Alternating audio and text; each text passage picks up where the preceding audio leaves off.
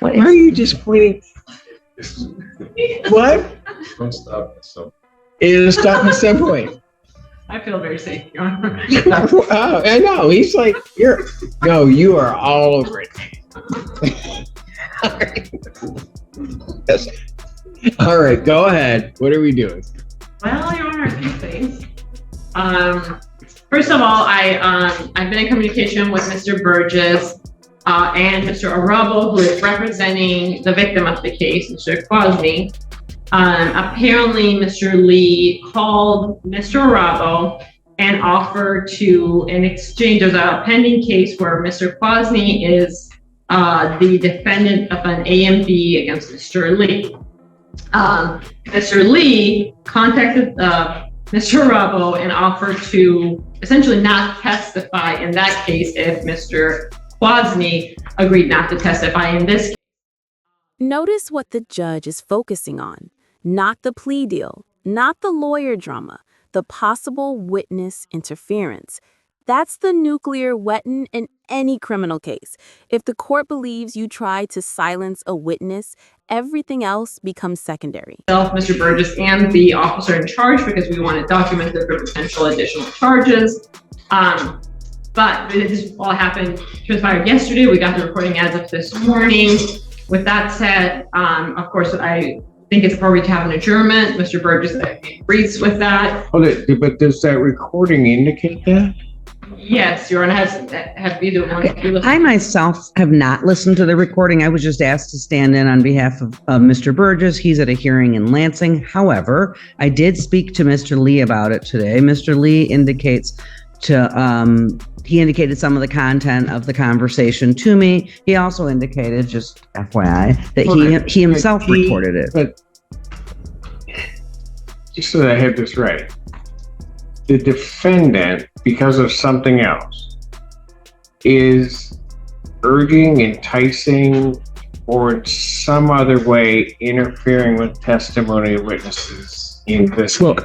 I can't agree to that characterization because I haven't heard it. I don't know. Well, you want to listen to, because that's what I'm being told. But yes, I understand. I understand that is what's being presented. I also want to indicate that. Go ahead. I'm sorry. Mr. Lee has indicated to me some things. I have advised him to be careful of what he would want to say to Your Honor, but he seems to feel that he needed to make that phone call because he wants to move to have Mr. Burgess removed and he wants to get a different attorney. Mr. Lee. And there it is, the bomb drop. When a judge publicly says they're inclined to revoke bond, that's basically a warning shot. At this point, do you think the judge already made up their mind, or is the defense going to salvage this?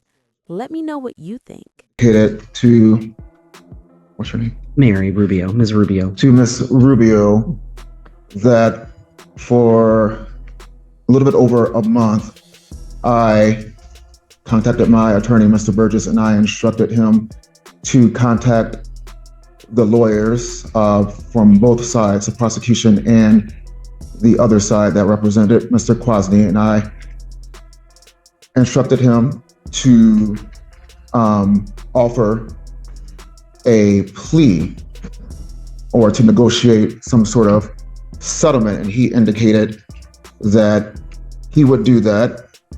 He indicated that he had done that. He indicated that he had reached out to Mr. Arabo and the prosecutor regarding making some sort of plea agreement. Him and I discussed what that could be. And so now, fast forward, yesterday, I contacted Mr. Burgess and I said, hey, have you reached out or have you heard anything from Mr. Arabo and the prosecutor? He said, and he indicated that he had not heard anything and that he had reached out to both attorneys multiple times. I knew that to be a lie. I suspected that to be a lie. And I knew that if I were to have him or to ask you to have him removed or substituted, that I would have to prove under Strickland versus Washington that he... I don't know. Are you a lawyer?